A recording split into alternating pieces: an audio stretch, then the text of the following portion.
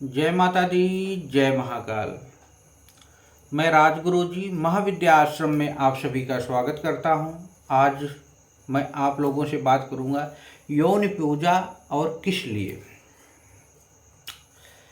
क्योंकि मैं अघोर का अनुयायी हूं, अघोर से दीक्षित हूं और अघोरी ही मेरा तप है और बल भी है। इसलिए मैं केवल अघोर की ही बात करूंगा। अघोर के 5 स्तंभों में से एक स्तंभ जो है वो मिथुन है और जिसमें के भी 4 भाग हैं, लिंग, योनि, वीर्य और रज। इस पूरे ब्रह्मांड और सृष्टि के रचना और संचालन का जो केंद्र है वह योनि ही तो है। योनि और लिंग के बिना इस पूरे ब्रह्मांड की रचना ही नहीं की जा सकती है, जिनमें लिंग शिव और योनि मां शक्ति का प्रतीक है। अघोर के पंचमकारों में होने के कारण योनि ही शक्ति का पुंज है। विभिन्न प्रकार की साधनाओं में जहाँ भैरव और भैरवी स्वयं ही विराजित होते हैं और उन्हीं से ही वो उत्पन्न होते हैं और उनसे जो ऊर्जा निकलती है वह ऊर्जा केवल भैरवी रूपी स्त्री में ही योनि में संचित होती है, जो कि बाद में भैरव को संसर्ग प्रदान करवाती है। अतः एक आप कह सकते हैं कि योनि के बिना अघोर तो क्या इस ब्रह्मांड का संचालन ही नहीं हो सकता है।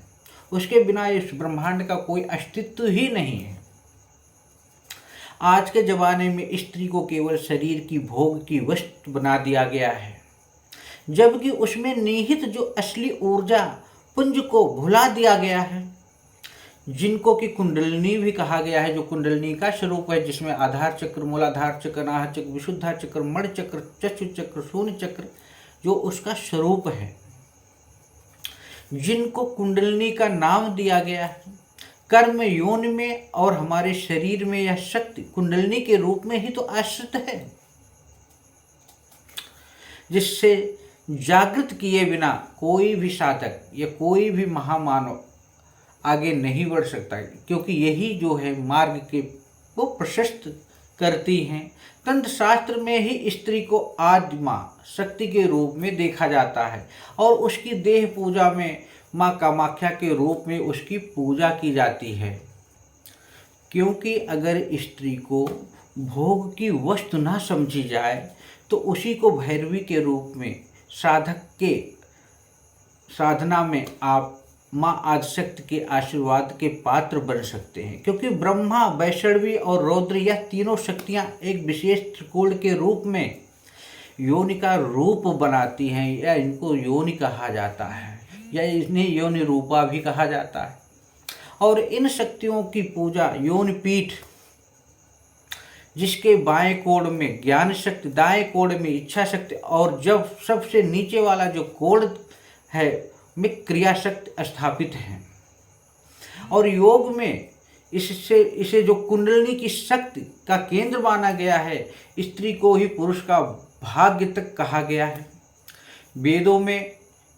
क्योंकि जिस स्त्री की योनि का ऊर्जा पुंज जितना प्रबल होता है उतनी ही उसकी कुंडलिनी, उतना ही उसका आज्ञा चक्र उच्च स्तर का जागृत हो जाता है और वह व्यक्ति या वह औरत जो है उच्च स्तर की साधका हो जाती है और उसके संपर्क में आने वाले सदस्य उतने ही उच्च भाव में, उतने ही उच्च क्लास के साधक या उनके जो योग हैं, जो ऊर्जा है, एनर्जी है, उनमें जागृत हो जाती है।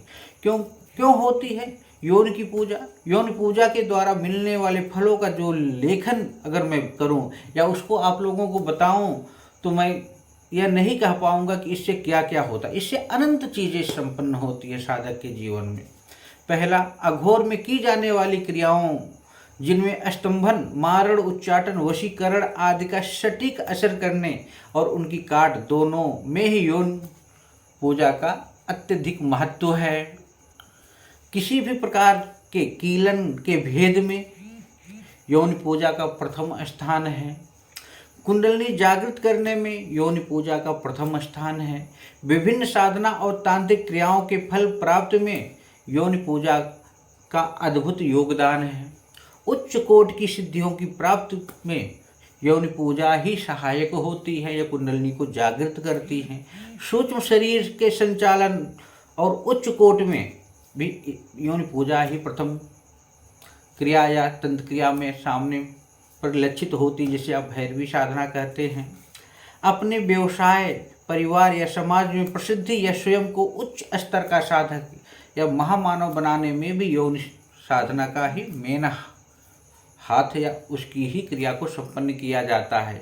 शारीरिक, मानसिक और आर्थिक कष्टों से सटीक शीघ्र निवारण हेतु अगर आप करना चाहते हो तो यौन पूजा किसी योग्य भैरव और भैरवी आपस में अगर इस क्रिया को संपन्न करते हैं या भैरवी भैरव ना हो तो किसी भी योग्य व्यक्ति से भैरवी यंत्र, भैरव यंत्र का निर्माण भोजपत्र पे करा के तांत्रोक्त रूप से प्राण प्रतिष्ठा मंत्र सिद्ध चैतन्य संकल्पित करा के अगर इस साधना को संपन्न करें तो वो साधक अपने जीवन में अपने समस्त प्रकार के चक्रों को जागृत कर सकते हैं, चाहे वो आधार चक्र, मूलाधार, धार चक्र, नाह चक्र, विशुद्धा चक्र, मण चक्र, चक्षु चक्र या शून्य चक्र हो, या समस्त प्रकार की अष्ट सिद्ध नवनिधियों को भी प्राप्त कर सकते हैं।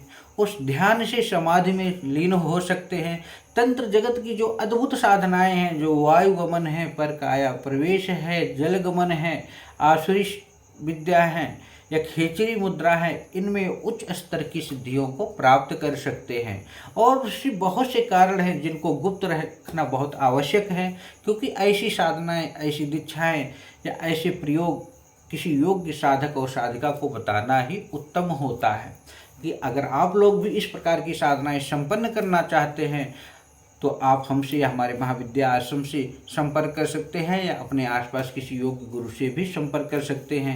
क्योंकि रीजन क्या है कि लोग घृणा की नज़र से देखते हैं इसको, जबकि वास्तव में तंत्र का यह प्रथम मार्ग और अंतिम मार्ग दोनों यही है।